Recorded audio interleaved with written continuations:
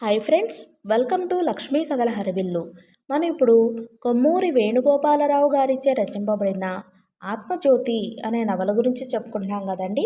ఈ నవల కానీ మీకు నచ్చినట్లయితే నా ఛానల్ని సబ్స్క్రైబ్ చేసి అలాగే వీడియోని లైక్ చేసి నాకు మరింత సపోర్ట్ ఇవ్వండి. ఇక ఆలస్యం చేయకుండా నెక్స్ట్ పార్ట్లోకి వెళ్దామండి. ప్రభాకరం సుజాతను విడిచిపెట్టలేదు. అతను మానవ మాతృడు. ఆనాడు సుజాత చేత మృదువుగా తిరస్కరించబడిన తరువాత ఇహ ఆమెను మర్చిపోవడానికే నిశ్చయించుకున్నాడు. నాటకాల్లోంచి కూడా మానేశాడు. కానీ ఒంటరితనం అతన్ని బాధించసాగింది. ఎక్కడకు పోయినా ఆమె మూర్తే అతన్ని వెంబడించసాగింది. ఆ ఊరి నుండి వెళ్ళిపోదామనుకున్నాడు మొదట. జీవితం నిస్సారంగా కనిపించడమే కాక ఓ కనిపించని అగ్ని మండుతున్నట్లుండేది లోపల. ఓ రోజు బీచ్లో సుజాత చంద్రంతో తిరగడం చూశాడు. ఆ అగ్నికి ఆజ్యం పోసినట్లయింది. సంవత్సరాల సన్నిహితత్వం తనది సుజాతతో. తనలో ఏమీ లోపాలు లేవు. తనంటే కాతరభావమేం లేదు ఆమెకు. ప్రేమించిందనుకుంటూనే గడిపాడు చాలా దినాలు. మధ్యలో ఎవరీ చంద్రుడు? ఆమె హృదయాన్ని ఎలా చూరగొన్నాడు? అతను అవమాన దందహ్యమాన మానుడైపోయాడు. సుజాత తనకు అందకపోతే ఎవరికీ అందకూడదు. తను సహించలేడు. ఓ రోజు ఇంట్లో ఆమె ఒక్కతే ఉన్న సమయం చూసి వెళ్ళాడు. అద్దం ముందు కూర్చుని తలదివ్వుకుంటుంది సుజాత. అలికిడి విని తల తిప్పి చూసి ఉలిక్కిపడి బలవంతాన నవ్వు తెచ్చుకుంటూ, "నువ్వా ప్రభాకరం?" అన్నది. అతను అక్కడున్న కుర్చీలో కూర్చుంటూ, "ఎలా ఉన్నావో చూసిపోదామని వచ్చాను సుజాత" అన్నాడు. ఆమె మళ్ళీ అద్దం కేసి తిరిగి అద్దంలో తన ముఖం చూసుకుంటూ, "నాకేం, కులాసాగానే ఉన్నాను" అంది. "ఎలా ఉంది నీ కళాసేవ?" "ఫస్టుగా ఉంది. అయినా నేను నాటకాల్లోంచి మానేద్దామనుకుంటున్నాను." "అదేం?" "ఇహ ముందు నేను ఈ ఊళ్ళో ఉండనుగా, అందుకని." "ఇహ ముందు ఈ ఊళ్ళో నువ్వు ఎందుకు ఉండవు?" సుజాత ముఖంలో ఓ ఎర్రపు జీరపు ప్రాకిపోయింది. జడ భుజం మీదుగా ముందుకేసుకుని అల్లుకుంటూ, "ఈ ప్రశ్నకు జవాబు నీకు తెలుసు. బీచ్లో 2-3 సార్లు చూశావు." ప్రభాకరం వెటకారంగా, "నువ్వు బీచ్లో ఎవరితోనో తిరగడానికి ఈ ఊళ్ళో ఉండకపోవడానికి సంబంధమేముందని నాకు ఏం తెలుసని" అని అన్నాడు. సుజాతకు కోపం వచ్చింది. "నేనతన్ని పెళ్లి చేసుకోబోతున్నాను" అంది స్పష్టంగా. "అతని డబ్బును చూసి వరించావా?" ఆమె గిరుక్కున వెనక్కు తిరిగింది. కళ్ళు ఎర్రగా మండుతున్నాయి. అప్పటికే కోపాన్ని చంపుకుంటూ, "ఈ సాయంత్రం నాతో దెబ్బలాడదామని వచ్చావా ప్రభాకరం?" అన్నది. అతడు లేచి ఆమె దగ్గరకు వెళ్ళి నిలబడి దీనంగా, "నీతో నేను దెబ్బలాడుదామని రాలేదు సుజాత. నువ్వు ఇంత కఠినురాలువి ఎందుకైనావని అడుగుదామని వచ్చాను. నీ జీవితంలో కళకు తప్ప ప్రేమ వ్యవహారాలకు స్థానం లేదన్నావు. నా హృదయాన్ని విషాదాగ్నిలో నింపుకుని నేను నిష్క్రమించాను. నువ్వు ఇంత చంచలవా? ఇంతలోనే ఓ నూతనాగంతకుడు వచ్చి నీ హృదయ పీఠాన్నలంకరించాడా? ఎంతో కాలం కలిసిమెలిసి గడిపాం. ఆ బంధమే లేదా మన మధ్య?" సుజాత ముఖం తెల్లగా అయిపోయింది. నిట్టూర్పుని అణుచుకుని, "నేను కఠినురాలునే అయినాను. ఏం చెయ్యను ప్రభాకరం, అంతే మరి." అతను ఆవేశంగా ఆమె 2 చేతులు పుచ్చుకొని, "అంతేకాదు సుజాత, ఈ దారుణాన్ని నేను సహించలేను. విడిచిపెట్టు ప్రభాకరం" అన్నది సుజాత ప్రాధేయపూర్వకంగా. అతను మొండిగా, "ఉహు, నన్ను ఉన్మత్తుణ్ణి చేస్తున్నావు సుజాత" అంటూ ఆమె దగ్గరకు లాక్కోబోయాడు. ఆమె బలవంతంగా విడిపించుకుని లేచి దూరంగా జరిగి నిల్చుని, "ఛీ" అంది. "నీచుడివి కాబోకు ప్రభాకరం, వెళ్ళిపో" అంది కోపంగా. ప్రభాకరం అవమానాగ్నితో దహించబడుతూ, "ఇదేనా నీ సమాధానం?" అన్నాడు. ఆమె జవాబు చెప్పకుండా చికాకును ప్రదర్శిస్తూ ముఖం పక్కకు తిప్పుకుంది. ప్రభాకరం మండిపడుతూ, "ఇంత అసహ్యం కూడదు సుజాత. ఒక మనిషి దుర్మార్గుడు ఎందుకవుతాడో నాకు ఇప్పుడు బోధపడింది. ఈ సంఘటన సులభంగా మర్చిపోలేను. బదులు తీర్చుకుంటా" అని గిరుక్కున వెనక్కు తిరిగాడు. సుజాత ముందుకు వచ్చి, "ఏం చేస్తావు నువ్వు?" అని అడిగింది రోషాయమానంగా. అతడు ఆగాడు. ఇటు కేసి తిరగకుండానే, "తర్వాత చెబుతాను" అంటూ గబగబా అడుగులు వేస్తూ అక్కడ్నుంచి వెళ్ళిపోయాడు. సుజాత అలాగే చూస్తూ నిలబడింది. క్రోధంతో, అవమానంతో ఆమె హృదయం ఎగిరిపడసాగింది. ఆవేశాన్ని అణుచుకోవటానికన్నట్లుగా గుండె మీద చెయ్యి వేసి గట్టిగా నొక్కుకుంది. వెనక్కు తిరిగి వచ్చి అద్దం ముందు నిల్చుంది. ఒక్క క్షణంలోనే తన ముఖంలో ఎంతో మార్పు గోచరించింది. తను ప్రభాకరాన్ని పరాభవించిందా? లేదు. అతనే తనని పరాభవించాడు. ఒకప్పుడు అతన్ని ప్రేమించిందా? ఉహు. తనకు ప్రేమంటే తెలియదప్పుడు. ఒక రకం వాత్సల్యం, అభిమానం ఉండేది అప్పుడతనంటే. చంద్రంతో పరిచయం ఏర్పడ్డాక తన హృదయ క్షేత్రం నుంచి అతను పూర్తిగా తుడిచిపెట్టుకుపోయాడు. ఇది తన తప్పు కాదు, విధి అలాంటిది. అనుకోకుండా అనేక సంఘటనలు జరిగాయి. జానకిరామ్ని ముఖాముఖి ఢీకొంది, ఎదిరించింది, మారింది, మళ్ళీ మారింది. అనేక దశలు. ఇప్పుడు తన జీవితం ఓ నిర్దుష్టమైన దారిన పడింది. ఇప్పుడు ఈ అవాంతరమా? ఆ అవాంతరమేమిటి? ఏం చేయగలడు తనని? కానీ ఏదో భయం ఆమెను వెంబడించడం మానలేదు. ఎంత తోసిపుచ్చుకుని తిరుగుదామనుకున్నా ఆత్మవంచనే అయింది. ఎక్కడకు పోయినా ప్రభాకరం నీడ వెన్నంటుతున్నట్లుగా అనుభూతి కలిగేది. ఓ రోజు చంద్రం వచ్చాడు కారులో. అబ్బా, ఎన్నాళ్ళయింది సుజాత నిన్ను చూసి. ఈ వెధవ బిజినెస్, చిచి, నా ప్రాణం కొట్టుకుపోయిందంటే నమ్ము. నీ తలపు. నాకు భయంగా ఉందండి, నాకు భయంగా ఉంది అంది సుజాత. ఏమిటి? అన్నాడు చంద్రం తెల్లబోతూ. ఏవో దుష్టశక్తులు నన్ను వెంటాడుతున్నట్లుగా భ్రాంతి. నన్ను మీ నుంచి వేరు చేసే సంఘటన ఏదో విరుచుకుపడబోతోంది. నాకు మనశ్శాంతి నశించినది. ఇలా జీవించలేను. అబ్బా, నా వల్ల కాదు. చంద్రం పెద్దపెట్టున నవ్వాడు. సుజాతా, పిచ్చిదానా అన్నాడు. ఆమె నేత్రాల నుంచి అశ్రువులు రాలిపడసాగాయి. అలా నిర్లక్ష్యం చేయకండి. మిమ్మల్ని విడిచి ఒక క్షణమైనా ఇక గడపలేను. నాకేదన్నా అపాయం జరగకుండా కాపాడే భారం మీదే. చెప్పండి, నాకేదైనా అన్యాయం జరిగితే ఏం చేస్తారు? మీరేం చేస్తారు? అంది రుద్ధకంఠంతో. చంద్రం వాడిగా, నీకపాయమా? అలాంటిదెవరైనా తలపెడితే వాడి అంతం చూస్తాను అన్నాడు. మిమ్మల్ని విడిచి జీవించలేను. ఈ ప్రపంచమంటే భయంగా ఉంది. నన్ను త్వరగా పెళ్లి చేసుకోండి. చంద్రం ఆమె దగ్గరకొచ్చాడు. అశ్రువులు తన చేత్తో తుడుస్తూ. అలాగే సుజాత, ఈ వియోగం నాకు మాత్రం సుఖప్రదమైనదా? సమయం కోసం చూస్తున్నాను అన్నాడు లాలనగా. సుజాత ముఖం పైకెత్తి, ఏమిటా సమయం? ఎక్కడుందది? మనం సృష్టిద్దాం దాన్ని. అలాగే సుజాత, అలాగే. ఇంకా కొన్ని రోజుల్లోనే అన్నీ నెరవేరుతాయి. మీ దయ అంటూ అతని హృదయంలో తలదాచుకుంది. నిమీని గురించి శివనాథరావుకు అతని స్నేహితుడు చెప్పింది నిజమే. ఆమె మిత్రుల జాబితా తెలుసుకోవడం ఎవరికీ సాధ్యమే పని కాదు. ఆమె నిరంతరం తిరుగుతూనే ఉంటుంది. ఇప్పుడు చార్మినార్ ఛాయల్లో తారట్లాడుతుంది. మరో గంటలో గండిపేట చెరువు పక్క నుంచి ఓ యువకుడితో నడిచిపోతూ ఉంటుంది. అదే సాయంత్రం గోల్కొండ శిథిలమైన కోటలో సంచరిస్తూ ఉంటుంది. లేకపోతే కిద్వాయ్ గార్డెన్స్లో చెట్ల కింద ఒంటరిగా పడుకుని ఏదో చదువుకుంటూ ఉంటుంది. కానీ శివనాథరావు పట్ల ఆమె అత్యంత ఆసక్తి కనబరుస్తూ ఉండేది. అతని ముందు ఏదీ దాచేది కాదు.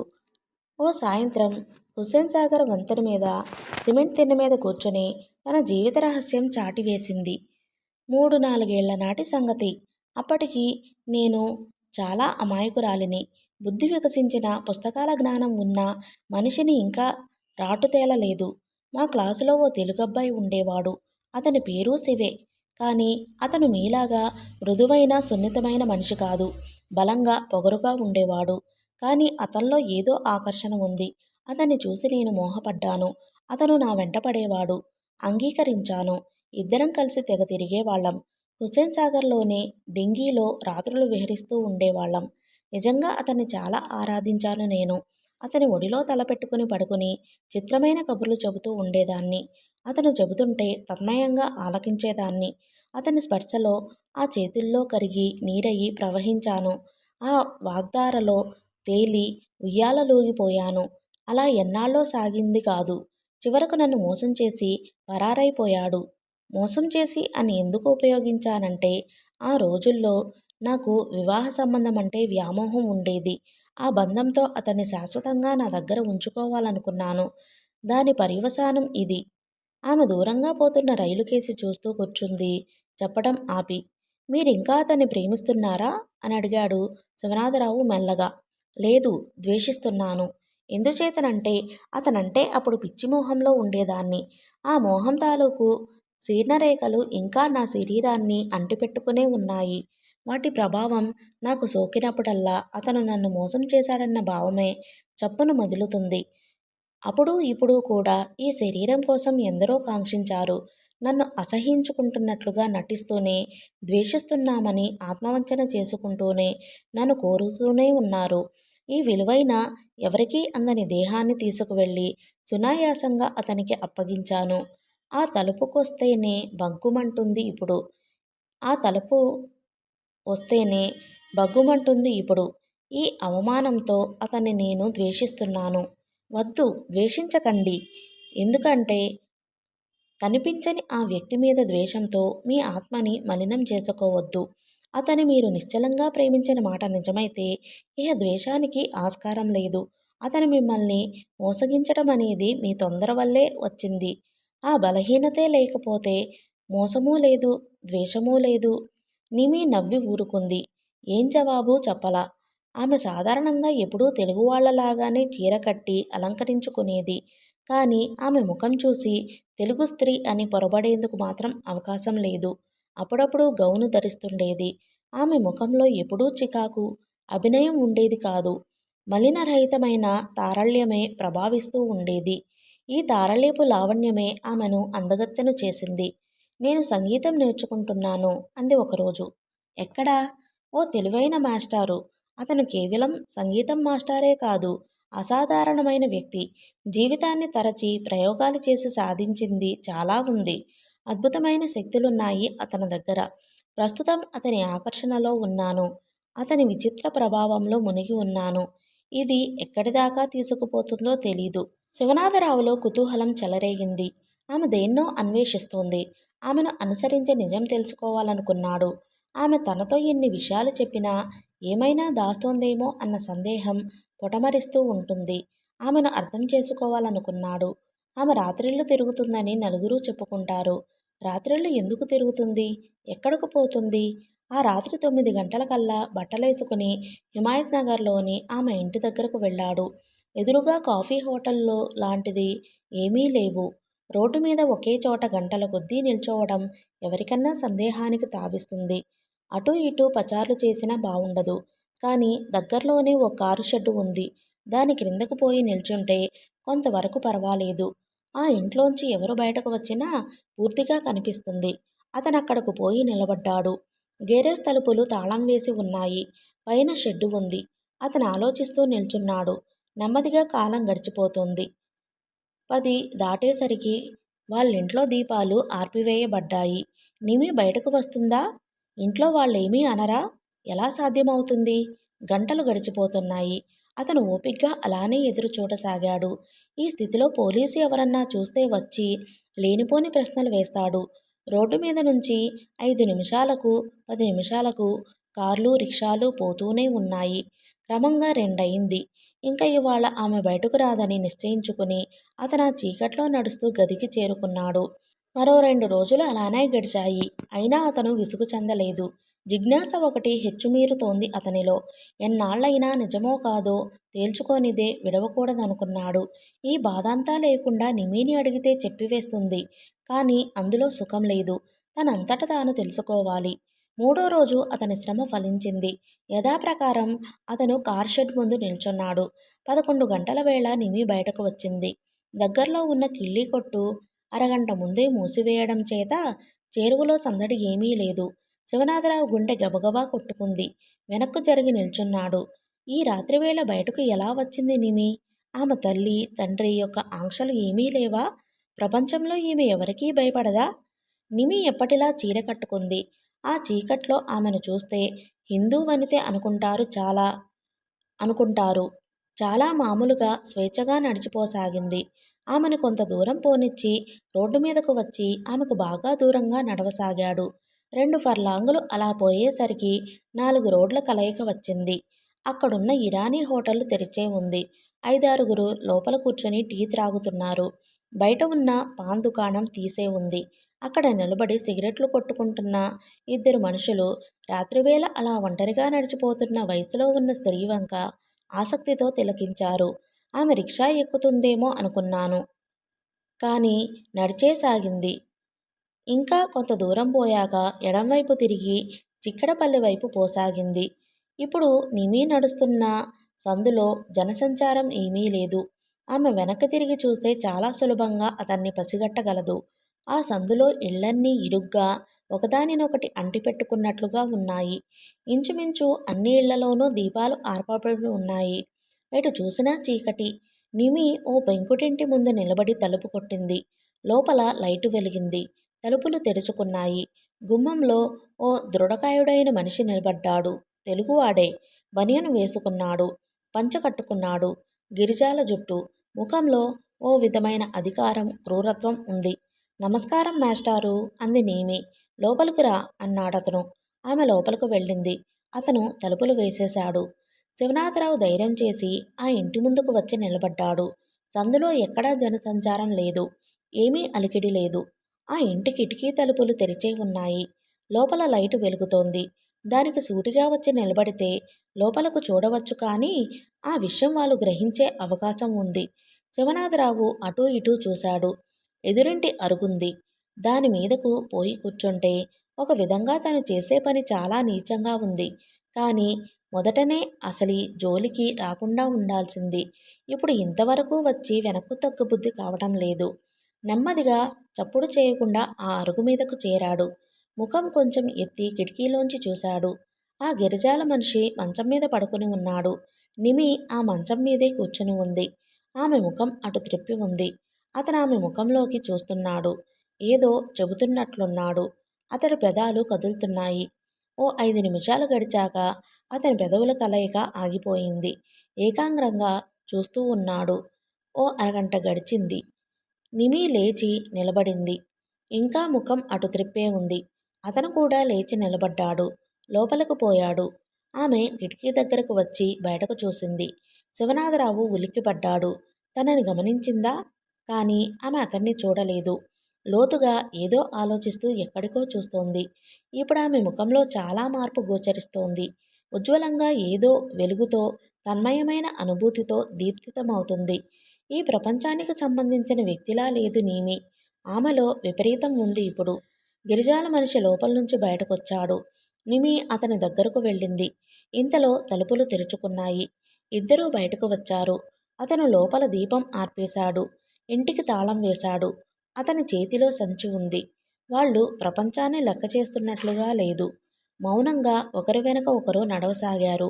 ఓ నిమిషం గడిచాక శివనాథరావు లేచి అనుసరించసాగాడు. అతనికి ఆశ్చర్యంగా ఉంది. విచిత్రంగానూ ఉంది. నిమి ఇక్కడికి ఎందుకు వచ్చింది? ఇప్పుడెక్కడికి పోతున్నారు? అతనెవరు? సంగీతం చెప్పే మాస్టారేమో. ఏమైనా అప్పుడే విడిచిపెట్టకూడదు. చివరిదాకా చూడాలి అనుకున్నాడు.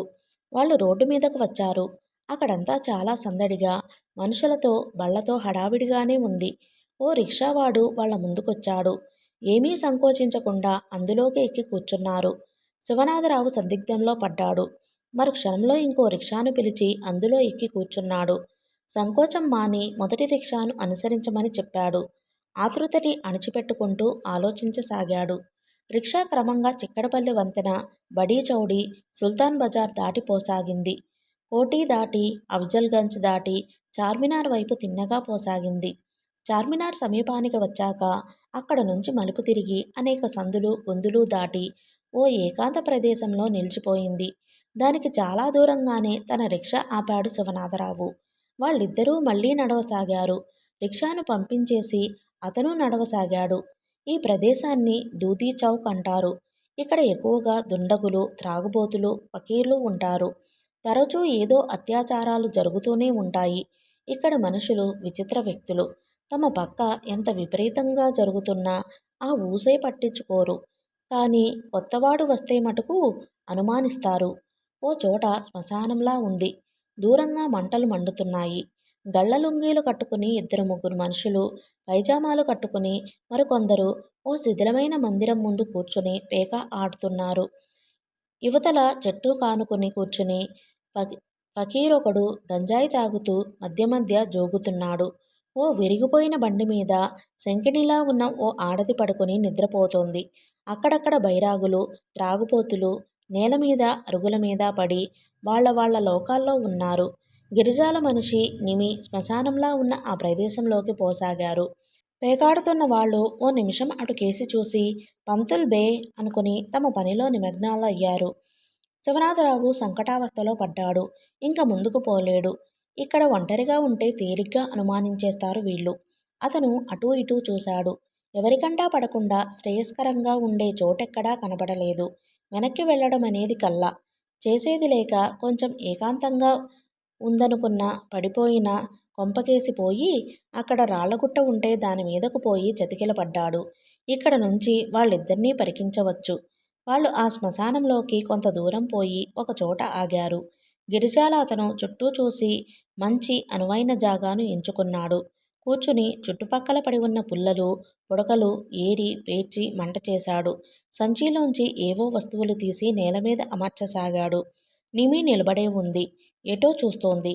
సామాగ్రి అంతా అమర్చటమయ్యాక విభూ విభూతితో ఇంకేదో తీసి ఆ మంట మీద చల్లుతూ మంత్రాలు ఉచ్చరించసాగాడు. ఆ మంట వెలుగులో అతని ముఖం గంభీరంగా భయంకరంగా వెలుగుతోంది. ఓ 10 నిమిషాలు అలా చేసి లేచి నిలబడి నిమిని దగ్గరకు రమ్మని సంజ్ఞ చేశాడు. ఆమె వెళ్ళింది. ఆమె కళ్ళలోకి తదేకంగా చూస్తూ కుడిచేత్తో ముఖం మీద నుంచి హృదయం దాకా రాశాడు. ఆమె మెల్లగా తూలుతూ కింద పడిపోయింది. అతను పట్టుకుని జాగ్రత్తగా నేలమీద పడుకోబెట్టి ఆ వస్తువులతో ఏదో హడావిడి చేస్తూ మంత్రాలు ఉచ్చరిస్తూ ఆమె మీద ఏదో చల్లసాగాడు. శివనాథరావు విస్మయంతో కళ్ళప్పగించి చూడసాగాడు. ఏమిటి విపరీతం? అతను ఆమెను ఏం చేస్తున్నాడు?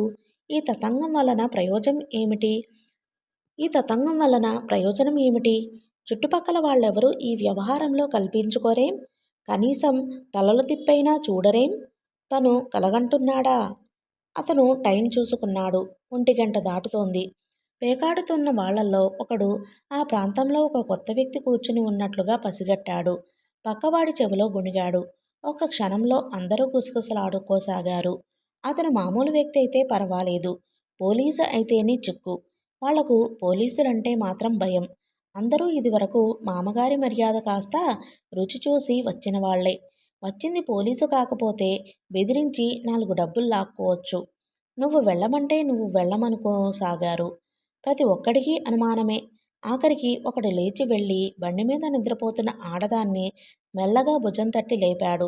ఆమె కళ్ళు నలుపుకుంటూ లేచి బద్ధకంగా ఏంటి? అంది. లుంగివాడు చేత్తో నూతన గంతకుని వంక చూపిస్తూ గుసగుసలాడాడు. అబ్బా, నాకు నిద్రొస్తోంది అంది ఆవిడ విసుగ్గా. అతను మందలించాడు. ఛీ, నువ్వెప్పుడూ ఇంతే పాడుమేళం అంటూ ఆమె ఓసారి ఒళ్ళు విరుచుకుని బండి నుంచి కిందకు దిగింది. ఆమెకు 30 ఏళ్లుంటాయి. చౌకబారు చీరే రవిక తొడుక్కుని ఉంది. నల్లగా ఉంది. ముఖంలో అందం లేకపోయినా కళ్ళల్లో మెరుపు, చెంపల మీద కాంతి ఎదుటివాళ్లకు ఆకర్షని కలిగిస్తాయి. పమిట సవరించుకుని ఆమె శివనాథరావు కూర్చున్న వైపు నడిచి వచ్చింది. 2 సార్లు అతని గ్రీగంట చూస్తూ అతని ముందు నుంచి అటూ ఇటూ చేతులు కట్టుకుని తిరిగింది. శివనాథరావు ఆమె వాలకం గమనించాడు. ఏమీ పట్టించుకోనట్లుగా ఊరుకున్నాడు. చివరికి ఆమె అతని దగ్గరికి వచ్చి తెచ్చిపెట్టుకున్న నవ్వుతో ఎవరికోసం బాబూ? అంది. అతను ఆమె ముఖం వంక పరీక్షగా చూశాడు. ఈ ప్రాంతీయుల గురించి అతనికి తెలుసు. ఆమె వదనం మీద అస్పష్టమైన ముద్ర అతని దృష్టిపథంలో పట్టుపడింది. నీకోసం కాదు అన్నాడు. ఆమె ఓ కాలుతో కంకరరాయిని దొర్లుతూ మరి ఇంత రాత్రివేళ ఎందుకు కాపలా? అంది నవ్వుతూ. అతను జవాబు చెప్పకుండా అలానే చూస్తూ ఊరుకున్నాడు. అలా చూస్తారేం నా వంక?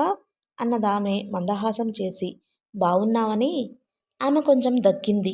మా ఇల్లు ఎంతో దూరం లేదు, ఓ ఫర్లాంగు. కానీ ఉత్తప్పుడు ఆ బండి మీదే పడుకుంటూ ఉంటా. మా ఇంటికి పోదామా? శివనాథరావు అక్కడ అహంకార ప్రదర్శనలు చేయదలుచుకోలేదు. రేపు వస్తా. ఇవాళ ఏం నిష్ఠ? ఆమె కొంటెగా నవ్వుతోంది. అతను కూడా నవ్వి ఆ అలాంటిదే అన్నాడు. ఆమె కొంచెం ముందుకు వచ్చి రహస్యంగా అక్కడ కూర్చున్న వాళ్ళందరి గుట్టుమట్లన్నీ నాకు తెలుసు. అందరూ దళారీ వెధవలే. మీకు సహాయపడితే ఏమిస్తారు? అన్నది. తనను పోలీసు మనిషని ఆమె అనుకుంటోందని అర్థం చేసుకున్నాడు. ఏమివ్వమంటావు? అన్నాడు మృదువుగా. మీరే చెప్పండి అన్నదామె అతని ముఖంలోకి ఆశగా చూస్తూ. నా హృదయం. ఏం? ఛీ, అది మీ దగ్గరే ఉంచుకోండి. డబ్బు కావాలి. ఎంత? ఆమె ఆలోచించి 100 రూపాయలు అంది. సరే, రేపు మళ్ళీ వస్తాను. అప్పుడు పట్టుకు వస్తాను. ఈలోగా వాళ్ళెవరికీ నా సంగతి చెప్పకేం? ఆమె తల అడ్డంగా ఊపి ప్రాణం పోయినా చెప్పను అంది. సరే, నువ్వింక వెళ్ళు. నేనింకా ఇక్కడ కాసేపు కూర్చుంటాను. రేపు రాత్రి ఈ సందు మొదట్లో సరిగ్గా ఇదే వేళకి. ఆమె తల ఊపి వచ్చేసింది. ఏమనుకుందో ఏమో పేకాడుతున్న వాళ్ళ దగ్గరకు వెళ్ళి అతను పోలీసు వాడే. మీ అందరి పేర్లు వాడికి తెలుసు. కూపీ లాగటానికి వచ్చాడు అన్నది. నువ్వేమైనా చెప్పావా అన్నాడు ఒకడు. నేనా? నీకేమైనా మతిపోయిందా? వాడికి అన్నీ తెలుసు. స్టేషన్కు లాక్కెళ్ళొచ్చు అంది. అయ్య బాబోయ్ అని క్షణంలో ఎక్కడి వాళ్ళక్కడ మాయమైపోయారు. భలే అని ఆమె నవ్వుకుని బండి మీదకు చేరి పడుకుని నిద్రపోవడానికి ప్రయత్నించసాగింది. శ్మశానంలో పిశాచికాండ నిరర్గళంగా జరిగిపోతోంది. ధూపదీపాలు, మంత్రాలు, వికృతి చేష్టలు, ధ్యానాలు యథావిధిగా సాగిపోతున్నాయి. చైనా పిల్ల నీమి అచలనంగా కటిక నేల మీద అలానే పడి ఉంది. మరో 2 గంటలు ఈ కార్యక్రమం నిర్విఘ్నంగా కొనసాగి ఓ అంతానికి వచ్చింది. మంట ఇంకా మండుతూనే ఉంది. ఆ కార్యకర్త నిమి ముఖంలోకి కొన్ని నిమిషాలు తదేకంగా చూసి ఏదో జపిస్తూ ఆమె శరీరాన్ని కింద నుంచి పైదాకా ఓసారి నిమిరాడు. నిమి లేచి కూర్చుంది. అతనామెనేదో ప్రశ్నలడుగుతున్నట్టు, ఆమె సమాధానాలు చెబుతున్నట్లు పెదాల కదలిక వలన తెలుస్తోంది. ఇద్దరూ లేచి నిల్చున్నారు. అతనామె భుజం మీద చెయ్యి వేశాడు. నడిచి రాసాగారు. రోడ్డు మీదకు వచ్చారు. వాళ్లకు కనిపించకుండా శివనాథరావు ఓ పక్కకు ఒదిగి కూర్చున్నాడు. అతని దగ్గర్నుంచి వాళ్ళు పోయేటప్పుడు ఆ గిరిజాలవాడి గొంతు ఏదో యంత్రం చరచర చప్పుడు చేసినట్లుగా వినిపించింది. అతన్నానుకుని నిమి మంత్రబద్ధురాలై వలె నడవసాగింది. ఓ పావుగంట వరకు శివనాథరావు అక్కడే కూర్చున్నాడు. ఇంకా వాళ్లను వెంటాడడం అనవసరమనిపించింది. తర్వాత లేచి నిల్చున్నాడు. ఫకీరుబాబా గంజాయి పీల్చి పీల్చి గాఢ నిద్రలో పరబ్రహ్మ దర్శన భాగ్యం కలిగించుకుంటున్నాడు. గదికి వచ్చి పడుకున్నాడు గాని తెల్లవార్లు అతను నిద్రపోలేదు. నిమీని గురించే ఆలోచిస్తున్నాడు. ఆమె అంటే అతనికి జాలి కలగసాగింది. ఎందుకు తన జీవితాన్ని ఇంత భీకరం చేసుకుంటోంది? ఈ క్షుద్ర విద్యల ద్వారా, ఈ భయంకర కర్మకాండల ద్వారా, దాసోహాల ద్వారా ఏమిటి సాధించదలుచుకున్నది? ఆమె అన్వేషించేది ఎవర్ని? దెయ్యాల్నా? దేవతల్నా? ఆ తర్వాత కొన్ని రోజుల తర్వాత అనుకోకుండా ఆమె ఏబిడ్ రోడ్లో కలిసినప్పుడు మనసారా పలకరించలేకపోయాడు. ఆమె ఎంతో ఆప్యాయంగా దగ్గరకు వచ్చి ఎక్కడ్నుంచి వస్తున్నారు బాబూ అని అడిగింది. అతనామె వంక పరీక్షగా చూశాడు. ఈ కొద్ది రోజుల్లోనే ఎంతో కాలం నుంచి భోజనాదులు మానేసినట్లుగా బాగా చిక్కిపోయింది నిమి. కానీ ముఖంలో ఇదివరకు ఎరుగని కాంతి ఒకటి తాండవించసాగింది. చూపులో మునుపటికన్నా తీవ్రత, లోతు పెరిగినట్లు అతనికి అనిపించింది. కానీ వీటన్నిటిలోనూ విషాదమిశ్రితమైన భావాలో, అభావాలో దోబూచులాడుకున్నాయి. ఆ రాత్రి సంఘటనని గురించి అతను ప్రశ్నిద్దామనుకున్నాడు. ప్రశ్న నోటిదాకా వచ్చింది. ఆమె తప్పకుండా జవాబు చెబుతుంది. కానీ ఆ ప్రశంస తీసుకురావడం అతనికి ఇష్టం లేకపోయింది. కాసేపు అవీ ఇవీ మాట్లాడి నిమి వెళ్ళిపోయింది. వెనక నుంచి ఆ నడక తీరును అతను ఆశ్చర్యంగా గమనించసాగాడు. తర్వాత చాలా రోజులకి అతను ఆమె జాడ తెలియలేదు. ఎందుకో ఓసారి కలిస్తే బాగుండేదనిపించింది. యూనివర్సిటీకి పోయాడు. ఆమె చాలా రోజుల నుంచి క్లాసులకు రావట్లేదని తెలిసింది. ఆమె ఇంటిదాకా 2-3 సార్లు వెళ్ళాడు. లోపలికి పోయేందుకు సంకోచించి బయటే అటూ ఇటూ తిరిగి వెళ్ళిపోయాడు. ఆ గిరిజాలవాడి దగ్గరకు వెళ్ళి అడిగితే చిచి. 2 నెలలు గడిచిపోయాయి. ఓ రోజు అతనికి నిమి దగ్గర నుంచి ఉత్తరం వచ్చింది. అబూపురం నుంచి రాసింది.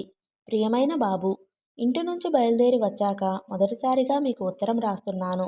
నా పరిచయస్తులు చాలామంది ఉన్నా ఎందుకనో మీకే రాయాలనిపించింది. నేను నా జీవితంలో రాసే ఆఖరి ఉత్తరం ఇదే కావచ్చు. చిన్నప్పటినుంచి నాకు అలవాటు ఉండేది. రాత్రిళ్ళు ఎంతోసేపు మెలుకుని జీవితపు రహస్యాన్ని గురించి ఆలోచిస్తూ ఉండేదాన్ని. దీన్ని అంతు తెలుసుకోవాలని ఉవ్విళ్ళూరుతుండేదాన్ని. కానీ ఏమి చేయాలో బోధపడేది కాదు. ఉబలాటంతో కొట్టుకుపోయేదాన్ని. నిరంతరం ఏదో సాధించాలన్న తపన. ఆ ఆరాటంలో ఎన్నో పుస్తకాలు చదివాను. ఎన్నో భాషలు నేర్చుకున్నాను. రకరకాల వ్యక్తులతో చెలిమి చేశాను. మా తల్లిదండ్రులు నన్ను వారించలేకపోయారు. నాకు పూర్తి స్వేచ్ఛ లభించింది. ఈ అన్వేషణలో ఎన్నో వెర్రి పనులు, అతీతమైన పనులు కూడా చేశాను. కానీ ఎన్ని చేసినా సుఖశాంతులు లేకపోయాయి. తీరని ఒంటరితనం నన్ను బాధించసాగింది. ఆఖరకు తీవ్రమైన ప్రేమ కూడా నన్ని ఒంటరితనం నుంచి రక్షించలేకపోయింది. మనసులో ఎప్పుడూ వెలితిగా ఉండేది. తెలియనిది ఎంతో ఉందన్న బాధ, తీరని అశాంతి దూరతీరాలు కవ్వించసాగాయి. మనిషి యొక్క ఆత్మకు ఆధ్యాత్మికమైన విలువ చాలా ఉంది. అది తెలుసుకోవడం ఎలాగా? చెడు నుంచే మంచి ఉద్భవిస్తుంది. మొదట హాలాహలం పుట్టాకే తర్వాత అమృతం ఆవిర్భవించింది. అందుకే వ్యక్తి అనేక ఒడిదుడుకులు, పాడు పనులు, భయంకరమైన పనులు చేశాక జీవిత రహస్యాన్వేషణలో పడతాడు. తను కల్పించుకునే రూపానికి దైవం అని నామకరణం చేసి ఆరాధించడం మొదలుపెడతాడు. నా ఈ అల్ప జీవితంలో చెడు పనులు ఏమైనా చేశానో లేదో ఇంకా తెలీదు. కానీ అశేషమైన అనుభవాల్ని ఎదుర్కొన్నాను. నాకు గుర్తున్నంత వరకు నిద్రపోయే కొన్ని గంటలు తప్ప ఏ ఒక్క నిమిషమూ సోమరితనంగా, నిస్సారంగా గడపలేదు. ఇప్పుడు ఇప్పుడు నిస్సంగత్యం అలవడింది. కానీ ఇది చైతన్యానికి అంత్యదశ కాదు. నాలోని చైతన్యం ఇప్పుడు పరాకాష్ఠలో ఉంది. ఓ వెలుగురేఖను నా కళ్ళ ముందు చూడగలుచున్నాను.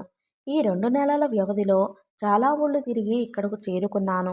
ఏమేమి చూశానో, ఏమేమి తెలుసుకున్నానో వ్రాయలేను. ఇహ హిమాలయాలకు పోతాను. అక్కడే తిరుగుతాను. తిరిగి తిరిగి అలసిపోయినప్పుడు ఓ చోట కూర్చుని తపస్సు ప్రారంభిస్తాను. బహుశా నేనెక్కువ కాలం బ్రతకను. ప్రపంచానికి ఏమీ సందేశం ఇవ్వలేను. నేను ఒక చైనీయునికి, నేపాలీ వనితకు జన్మించిన స్త్రీని. కష్టం మీద గుర్తు తెచ్చుకుంటే తప్ప ఆ విషయం ఇప్పుడు స్మృతికి రావటం లేదు. చాలా మంచి దశకు చేరుకుంటానని అనుకుంటున్నాను. చచ్చిపోయేలోగా ఆత్మానందాన్ని సాధించగలిగితే ధన్యురాల్ని. సెలవు. నిమి ముగించి కిటికీలోంచి ఆకాశంలోకి చూశాడు. ఘనాఘన వినుర్ముఖమైన ఆకాశంలో సూర్యాస్తమయం మనోహరంగా దృగ్గోచరమవుతోంది. ఓకే ఫ్రెండ్స్, ఈ పార్ట్ని ఇంతటితో ముగిస్తున్నానండి.